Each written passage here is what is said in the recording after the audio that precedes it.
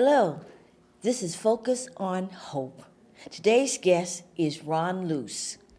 He's a Vietnam veteran and he is a service officer for the VFW. Hi, Ron. Hi, It's a pleasure having you. Thank you for joining us. my pleasure. I'd like to thank you for your service to the country. Yes, thank you for the support. Yeah. And the Valley gives us really, really good support here. So I'm happy to be here. Yeah. What is a service officer? Well, a service officer, there's different levels of service officer. At the post level, we have them in the American Legion, the VFW, the Marine Corps League, Vietnam Veterans Association.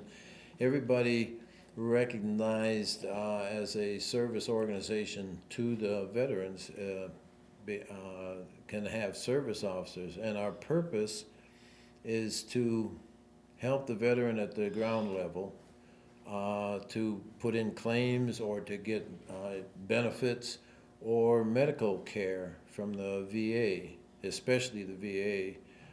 We try not to get involved in legal business outside of that, but we do work for all veterans and try to get them what they deserve, what they earned by their service. Okay. Why should a veteran use the service office to apply for VA? Well, the veteran normally he has problems with the paperwork, has problems with the function of the VA, and even understanding how the VA does work. And the veteran service officers, our job is to make it easy for them. We guide them through all the paperwork, and then, of course, once the paperwork is submitted to the VA, we have a representative at the state level at the VA office building in Phoenix that acts as their representative then. So a veteran up here doesn't have to go down to Phoenix to the VA to sit before a medical board, for example, or a hearing, or any of the hearings. So we, act in their behalf, and then they, it makes it a lot easier for the veterans. What benefits can a veteran get? Oh, it's so expansive. A veteran can apply for medical benefits on the medical side, or you can apply for compensation or pension on the benefits side. So there's two completely different and diverse parts of VA that the veteran has the ability to access. We have for any service-connected disability, we have to prove it, of course. We have to help the veteran provide the proof necessary for it, but he's able to get disability benefits from that. Oh. Older veterans that are in low income areas, situations, as I say, for example, Social Security. If a veteran's living just on Social Security, he can qualify most of the time for a pension after age 65, and he has to have served 1 day during wartime, and 60 days service, and so he can then qualify, depending on his income, for a pension. So he can get the medical benefits. He can get with service-connected injuries. And also the VA for low-income people veterans, will treat them without pay, without cost for non-service connected injuries. If a person breaks his back after he gets out of the service and is wheelchair bound, the VA does, will give him treatment depending on his monetary situation. There's co-pays sometimes. If you're making too much money, for them to say it's all free, they can tap you for co-pays then. Oh. Now, there's been articles recently in the paper about elderly and pensions. Yes, and that's what I was talking about, was the pensions. And there's also survivor benefits. Oh, The survivor can get a pension, but it's more restrictive than with the veteran as far as income. But there can be survivor benefits as far as, of course, payment of burial expenses and you know, the things that a veteran who passes away has a right to, and the veteran spouse can be you know, paid that money. They can also get a you know, a support thing for dependent children, for example. oh, they can? Yes, if a veteran dies and leaves dependent children as well, there's money available for them as well. Oh, wow. How is the VFW different from other Well, service? all these service organizations have different requirements for entry. The Veterans of Foreign Wars, just as the title says, we have to have served in a war zone. Where the American Legion, you just have to have served during a war. You could have been in the United States during Vietnam or Desert Storm or anything, and you would qualify. The Marine Corps League is you just have to be a member of the Marine Corps, have to have been a member of the Marine Corps. But everyone has their different requirements, but we all have the same goal to help the veterans. You know, we all work toward the same end. Now, what kind of benefits are due for the spouses of veterans who have passed away? Well, they can get a pension, and then, of course, they can get the dependents indemnity compensation, it's called. And, you know, all of it is kind of controlled pretty much by VA regulations. Okay. But it is there as a, you know, as a possibility for the veteran, as well as for the dependent, you know, children. Yeah. So it's available for them, and we do our best to get it for them too. Yeah. So you work as like an in-between. Yes, I'm called the middleman. You know, on the lower end of the middle, though. But yes, I help them at the grassroots level to get their claims in and processed, and then it's up to, you know, The the VA. next level. Yeah. You know, the VFW. There's a department or state service officer who is a paid employee of the VFW, and he works with the VA directly. Yeah. Now, the VFW had a reputation, well, you know, they were not too favorable. Well, there's reputations are, you know, based on, in most cases, incomplete information. Now, for example, I did not join the VFW. I was in San Diego. I was in several places where VFWs. I did not join the VFW. I did not join the American Legion or the Fleet Reserve or any of those organizations because they seemed to be about drinking, and that was it. And it's not always that way, you know. Every post, as it is, in the areas, they cater to what the local members like, and if they're drinkers, and you know, as you know, we have a lot of drinkers in the service. They would tend to favor drinkers. But when I came to Cottonwood, I saw what we were here about a year and a half before I even considered joining any organization, and I saw where the VFW here in Cottonwood was doing a lot for the veterans, for the community and all, and so I joined them, and I'm not a drinker.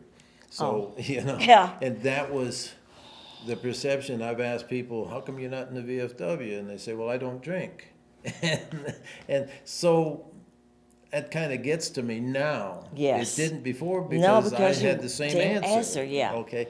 But now I say, yeah, You don't have to be. We have a small lounge, very small lounge in the post that's probably, 6 or 7% of our membership uses.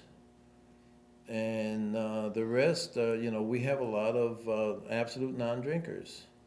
And those are the ones that are productive. Those are the ones that do the things we do. We have an honor guard that provides military funeral services for veterans. We participate in parades. We could participate in the community with flag ceremonies, flag raisings. We try to get around and keep things, active in the community. We have a pretty good name with most of the city in Cottonwood, especially because most all of them have seen us once or more at a funeral or seen us in the Christmas parade or the like. But we try to be involved with the community more so than anything. Now, how does a veteran get compensation for the Agent Orange? Okay, the first thing, the requirement is that you be boots on the ground, that you actually have placed your feet in Vietnam during the conflict.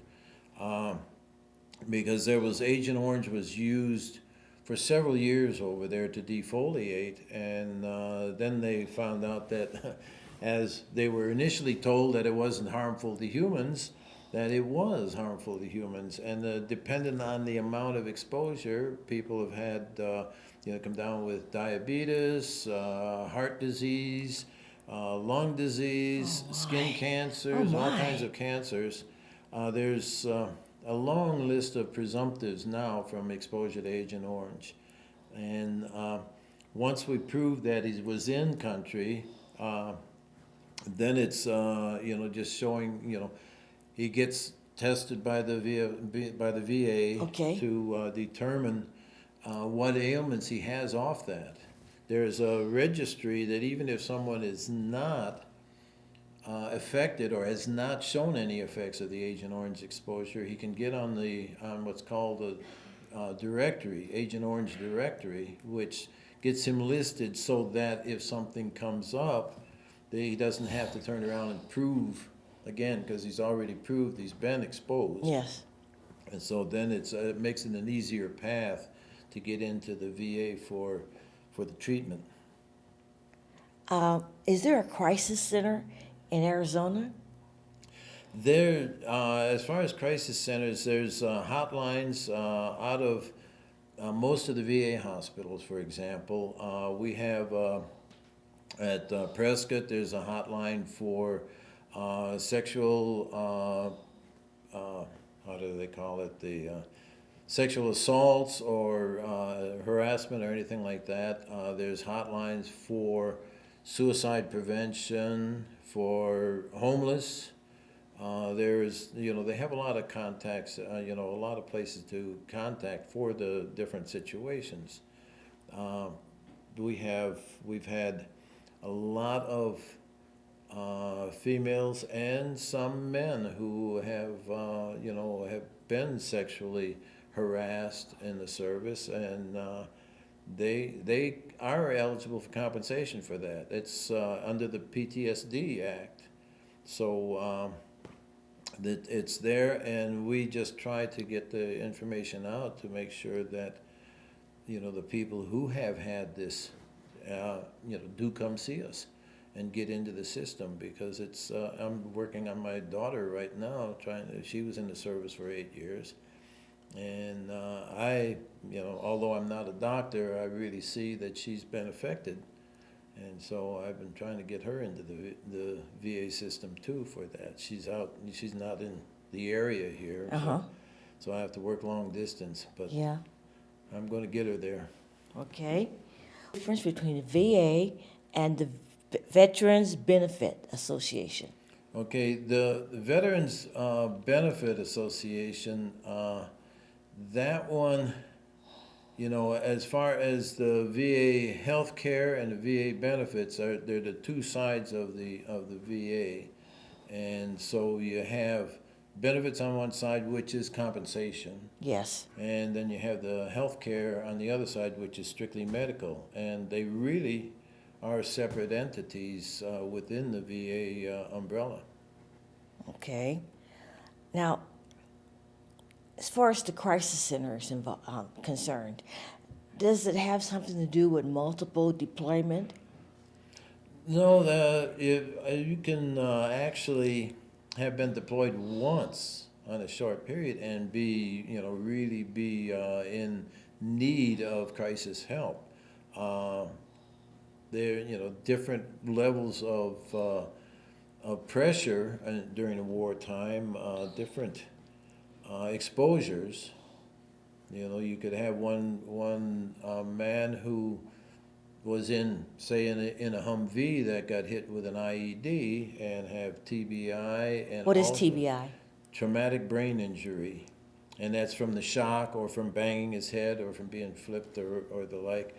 Sometimes through shrapnel hits on the head, but a lot of times there's no apparent injury, external injury.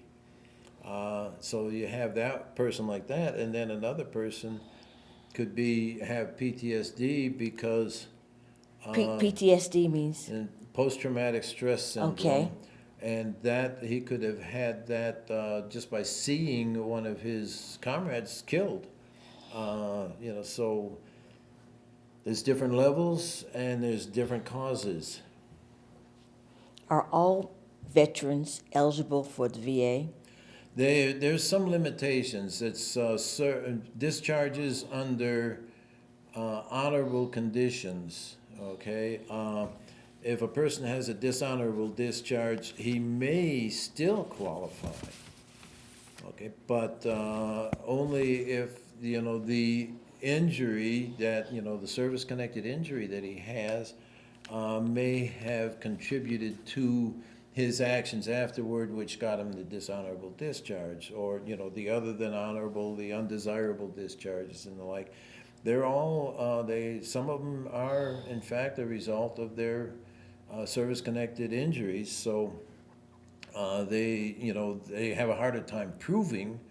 Okay, but they still have the have the right to apply, and then it's it's up to proving that their injuries were such that it caused their discharge to be other than honorable. Oh, yeah. Have you had trouble getting them? I really haven't had anybody come through me. I've been a service officer for about 8 years now, and I haven't had anybody come to me that had other than an honorable discharge. So all I can do is go by, past history and what I read about it and what I hear about it as to, their ability. But it's within the VA's realm to provide medical or benefits to other than honorable discharge veterans. Okay. The VFW has quite a history. Yeah. Oh, yeah. It's a lot of it good, some of it not so good, but our main focus of the VFW is helping veterans. Our national commander-in-chief, VFW commander-in-chief, always makes it a point to present an agenda for improving things for the veterans. Of course, right in the last year, our agenda has been focused on getting the VA system better for the veterans. The history of the VA in Phoenix, for example, comes to mind. I don't think it is as dire, or was even then as dire as it was sometimes portrayed, but it's not good when a veteran dies awaiting treatment. And I've seen it, unfortunately, I've seen it myself, here, but in most cases, it ties to the veteran waiting a little too long. And I'd like to ask you about Homes for Our Troops. That's an organization, I had never heard of it until we got contacted. The mayor actually got contacted, and she started looking for people to help. And I've worked with the city on several different events and the like, so she called me. But it was an organization out of Massachusetts. It's a charitable organization, and what they do is build homes for severely disabled veterans, Okay. especially from coming out of Afghanistan and Iraq. And they contacted us. They had acquired a piece of land in Cottonwood for Sergeant Jordan Maynard, who was a Marine that lost both legs in Afghanistan, and they do a vetting process, as it were. A Vetting process? veteran would apply to them for consideration for a home, and they would do everything possible. They'd check everything out, mostly to see that he or she would not be able to do something like that for themselves. Okay. And so anyway, they contacted us, said they had a piece of land, and Jordan Maynard and his wife and son, they had already been talked to and talked with about where they'd like to have this home built. Okay. They actually, her family was from the Flagstaff area, his family was from Kingman, and they didn't want to be in one or the other, and of course both of those are a lot colder than Cottonwood is. And so they actually chose Cottonwood, and so then the next thing was to get community involvement. Okay. And they got us, and what we did, of course, we set up a under the mayor's tutelage, shall we say, we set up a fundraising organization, and we not to buy this home for him, because when they settled on building this home for him, everything was covered. Wow. They had organization to provide flooring, another organization provide the appliances. Wow, it and was truly a organizations. community. And these were national. Some of these were national. Oh, wow. But they they had it all covered, all the expense. The money was there, and then what they would do is get a local contractor to oversee the actual construction, and actually the contractor they got for this one here in Cottonwood was out of Phoenix, I believe, and. But he got local contractors, cement contractors, and construction contractors, and even to the point of the groundwork and everything, and got them all together, paid them, and we did a groundbreaking, and then we did some of the our volunteers. We sought volunteers to go out and help do. A lot of the landscaping, the trees were provided and everything, but we went out, we planted trees and laid rock all around, and so, but the fundraising was basically to pay it forward. Okay. We raised money to go to this organization, Homes for Our Troops, for the next house. They had. When we started on this one for Sergeant Jordan Maynard, they had already built 150 homes for severely injured veterans, and they were looking for at least 100 more. At the time, this was going to be the second home built in Arizona, and before the key ceremony, when Jordan Maynard and his wife and son could move into the home, they had started one in Prescott and 2 more in the Phoenix area. So they continually go, and they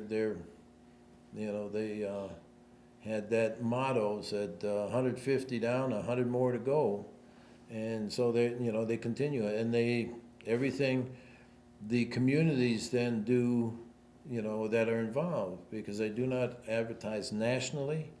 They do. I've never seen a commercial for them on TV. The only thing we had handouts that we passed out when we did our fundraising events. We keep them out and exposed still, because every cent we get goes back to pay it forward for another veterans home, and we've had a lot of fun doing it, and of course. Another thing that one of our members paid for Jordan Maynard's life membership in the VFW, and I believe that the Marine Corps League also did, paid for his membership in the Marine Corps League. So, the community really came together. We had some wonderful people, and I think you can still see volunteer shirts. I think, they handed out volunteer T-shirts to everybody that helped, first in the groundbreaking, then in the landscaping, and then, of course, at the end in the key ceremony when we, presented them with the keys to their home. Wow. And even afterwards, we were out doing things for them there. So, but it was, really a community event. Yeah. And I'm really appreciative of the community here, Cornville, Cottonwood, Clarkdale, everybody here, this end that contributed to this. And of course, everything else they contribute to with us. Yes. Now, Catholic Charities is involved with veterans. Yes, they received a grant from the government to help house homeless veterans. And I've talked with a few veterans that they put up for, a month at a time and got them further on. And they're so appreciative of it. But Catholic Charities does an excellent job. They look out for, anybody, any veteran that's homeless. And we'll do almost anything it takes to get them there. They've helped us get veterans over to Prescott, to the domiciliary over there, or into housing. And I'm just hoping that we can do more to get housing here in the Cottonwood, Yes. Clarkdale, Housing is needed for Cornville homeless. area to help some homeless veterans that way Yes. too. Yes. Well, is there anything else you'd like to say? Well, other than what I've said a few times, I'm really thankful for this community, for all that they have done for veterans and their recognition of veterans. And I can't think of a better place for me to spend the rest of my life than right here in the Verde Valley. Thanks. Well, I'd like to thank you very much for coming on the show. Thank you. Happy to do it. Yes. Yes, and thank you for having me. Yes. I appreciate that. Okay. Well, this is another episode of Hope is Alive, and I'll see you next week. This is Eve Moffett signing off.